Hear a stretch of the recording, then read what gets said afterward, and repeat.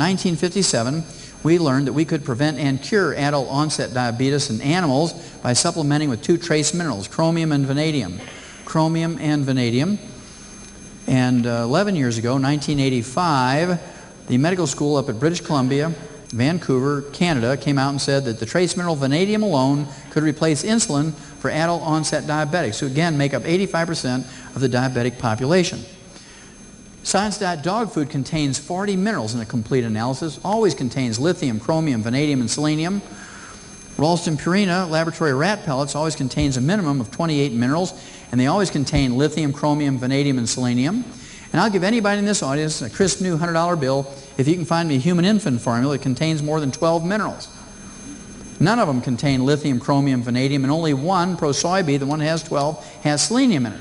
None of the rest do. They have 11, 10, 9, or 8 minerals. That's why they call Similac Similac, because it lacks everything. Now, you have to know three things about minerals. Number one, there's three types of mineral supplements. There's the original, going back since time immemorial, since the beginning of time. There's elemental or metallic minerals. These are things like limestone, oyster shell, eggshell, seabed minerals, coral calcium, things like clays of various types. Tums is a modern version of it. 8 to 12% availability to animals and people. We're not designed to consume ground up rocks, if you will, to get our minerals. Have you ever wondered why people dread being 50 years old? Why the whole population of the world suddenly falls apart when they hit 50? Well, the reason is our ability to absorb these elemental types of minerals precipitously drops to 3 to 5%. During the 60s, the animal industry came up with chelated minerals because no farmer is dumb enough to put $1 in an animal's mouth and have 99 cents come out in the manure. So we learned by adding amino acids and proteins and enzymes, which are proteins that do work, to the elemental mineral, it increases the absorbability from 3 to 5% to 40%. And everybody got excited about this during the 60s. And today, because of this research, you'll see a mixture of elemental minerals and chelated minerals in a good multivitamin mineral supplement, a tablet. But the way that animals and people are designed to consume and absorb minerals is in the colloidal form. Colloidal minerals are 98% available to animals and people, 2.5 times more available than the chelated minerals, 10 times more available than elemental or metallic. They're liquid in form by definition. They cannot be powders and capsules and pills and tablets. They must be liquid. Small particle size. They're 7,000 times smaller than a red blood cell, and they're negatively charged. It's one of the unique things about a colloidal mineral is they are all negatively charged, and as you know, like charges repel. So between being a small particle and they repel each other, they stay in suspension forever as long as you don't let the water evaporate. Now, the way it's supposed to be is that animals and human beings are supposed to eat plants, and the plants are supposed to take the elemental minerals out of the soil, convert them to colloidal minerals for their own use, for their own metabolism and biochemistry. We eat the plants, and that's how animals and people are designed to consume and absorb minerals. In the plant farm, colloidal minerals. We are not designed to eat ground up rocks.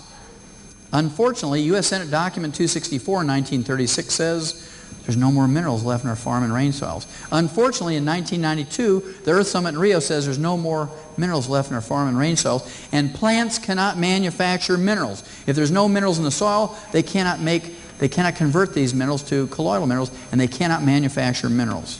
Now, what about these long-lived cultures that were written up in the National Geographic in January of 1973? What was special about them? Is it genetic?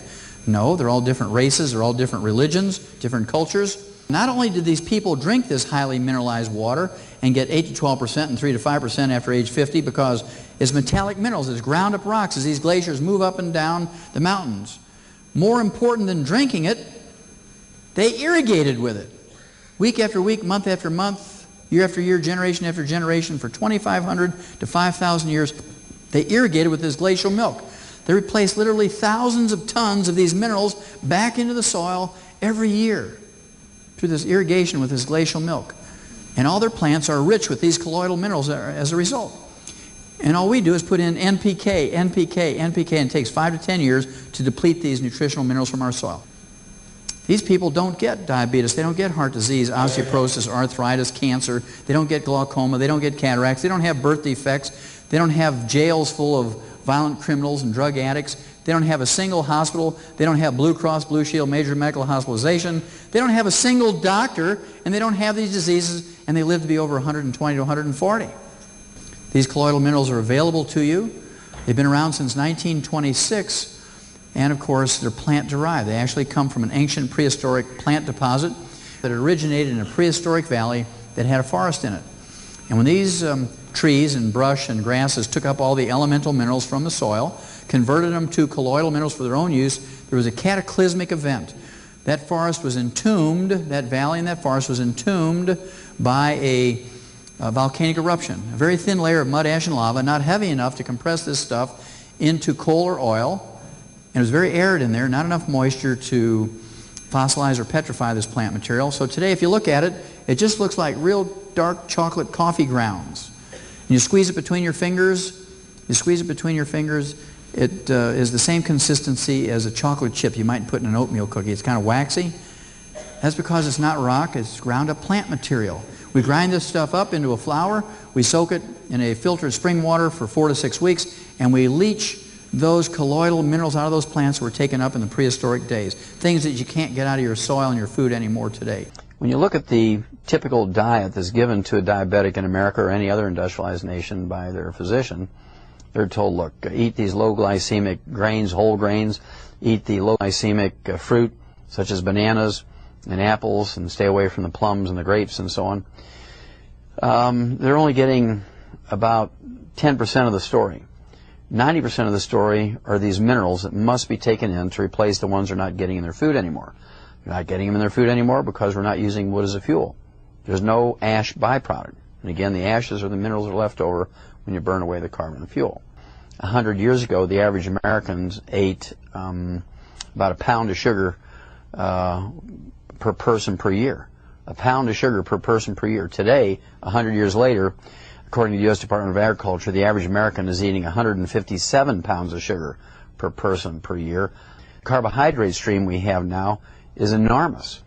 And this carbohydrate stream coming from all kinds of snack foods and more potatoes and more pasta and more noodles and more breads and more cereals and so on, plus the mineral deficiencies are the basic root cause of this epidemic, this true epidemic of the adult onset type 2 diabetes. Well, you're insulin resistant because you're not taking in the mineral cofactors necessary for that insulin to work properly. You give yourself those minerals, the insulin starts working, blood sugar starts dropping, and magic things happen. Now, if there's anything good about being adult onset type 2 diabetic, it's that the patient has been empowered by the medical doctor, their doctor, to test themselves on a daily basis. They've been empowered to adjust their own medication. So with a proper supplement program, you'll find that you can actually reduce the amount of insulin you're taking, and you'll be able to go back to a fairly normal life. It's kind of interesting that the rate of diabetes, adult onset type 2 diabetes, in the poor population is much higher than it is in the wealthy population. The poor population drinks more carbonated drinks, more carbohydrates because they're cheaper. Many doctors will want people to believe that there's a terrible black gene that causes the high rate of diabetes and obesity in the African American population in America and other industrialized nations. Well, that's not true. Obesity and high blood pressure and diabetes is not genetic. It has to do with something else. It has to do with what they eat, what they don't eat, what they supplement with, what they don't supplement with. It is impossible to cut back on carbohydrates when you're not supplementing with minerals, because you will always have that pica and cribbing. You'll always have this almost psychotic desire to eat and snack. Now, up until recent times, diabetes was a rare disease in pet animals because they had these complete animal foods. As animal proteins became more expensive, the manufacturers of animal foods, pet foods, switched to carbohydrates. And so if you look at the ingredients of a bag of dry food and canned dog food, most of the time you'll find that the first ingredient is rice or corn or wheat or other grains, and that either red meat or fish or chicken are kind of 8th or 10th or 12th down in the line of ingredients. Whereas in the old days, the first ingredient was red meat, liver, chicken, fish, and it was much easier to control the obesity and the diabetes in these animals because they would actually supplement with the minerals that are necessary to prevent the diabetes and obesity. So the reason why they don't discuss nutrition and supplement programs for diabetes is not because it's not useful. It's not because it doesn't work. It's because the amount of profit they make from a 15-minute nutritional consultation is $30 compared with $750,000 by treating the diabetic in the standard way. They make their money from amputating toes and feet and legs. They make their money for dealing with the cardiovascular problems and the peripheral neuropathies and the blindness and all the other stuff that goes along classically with diabetes. There's a fellow out there by the name of Jerry Murphy. He's an owner of one of the largest, I think it's the third largest medical laboratory in America. He services 7,000 hospitals and tens of thousands of doctors' private offices every day. He has literally, he has 3 PhDs. He doesn't have in diabetes. Medical. Oh, yeah. He had terrible brittle diabetes. I mean, his blood sugar is off the chart, even with injectable insulin. And he knows about all this stuff. Well, he has access to the finest endocrinologists, the cutting edge of research on what you do for diabetes, all the drugs. I mean, he knows everything about diabetes the medical system knows. Well, a mutual friend introduces us. And because I've been talking about diabetes for 25, 30 years, right? And so I said, well, yes, sir, I can help you. I can get your A1C hemoglobin down below 5 within a couple of months. I can get your blood sugar down below 100 without medication. You'll be an ex-diabetic. And he looks at me like, oh, yeah, right. Right. He says, who are you? So I had to introduce myself a little bit. He said, well, I don't believe you. So tell you what, give me a test. I mean, give it a try. You have everything to gain, nothing to lose. You're not being successful at what you're doing. He said, okay, I'll give you 90 days, Wallach. He says, if you can get my A1C hemoglobin down from 8.9 down below 5 within 90 days, if you can get my blood sugar consistently down below 100 without medication within 90 days, I'll be your best friend. Wow. I'll fly around my jet plane. I will show up spontaneously at meetings you won't even know. I'll just appear and give my testimony. I will brag about you. I will put every one of my employees on your program, and I'll stop all my insurance. And you knew you could do it. You knew you I was self-insured. Well, I've been doing it every day for 35 years.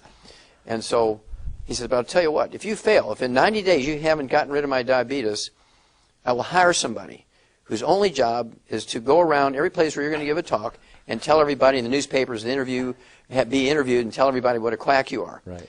I said, okay, Jerry, let's do it. Let's go for it. And he was kind of shocked that I didn't want to negotiate, right, and equivocate. Right. I said, let's do it. Well, to make a long story short, in 2 months' time, following exactly what I told him to do, and he was very good, he was impeccable in doing exactly what I told him, his A1C hemoglobin dropped from 8.9 down to 4.3, and his blood sugar went down to 62 without medication. That's amazing. Chromium and the vanadium, and these two minerals are so amazing for blood sugar. Real quick, if you could just tell the listeners a little bit about chromium especially, but a little bit about vanadium.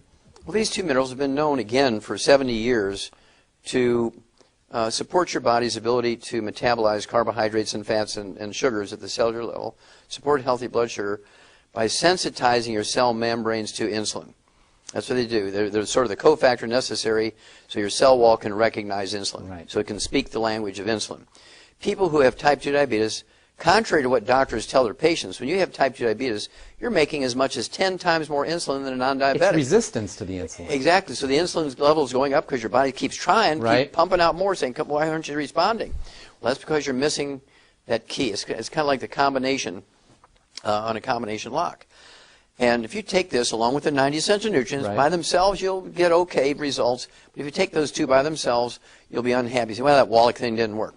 You must take them along with the 90 essential nutrients. The B vitamins, the vitamin C. And all 90 essential nutrients. Magnesium, right. All the amino acids, I mean everything. You cannot do it in an isolated way. That's right. Okay? I don't want people to get the impression they can just take those two minerals and their diabetes is going to go away. No. Those are the secret sauce that goes along with the basic program, and then it will work every time. There's actually a component in the body called the glucose tolerance factor, which chromium and I think vanadium might be part of. Are part of that glucose tolerance factor. But then it's something your body puts together when you have those nutrients, right? Just like your bones. What's the secret sauce for bones? Well, minerals, including phosphorus and calcium and not just calcium. magnesium. Well, no, your bones require all 90 essential nutrients. 90 essential nutrients. Exactly.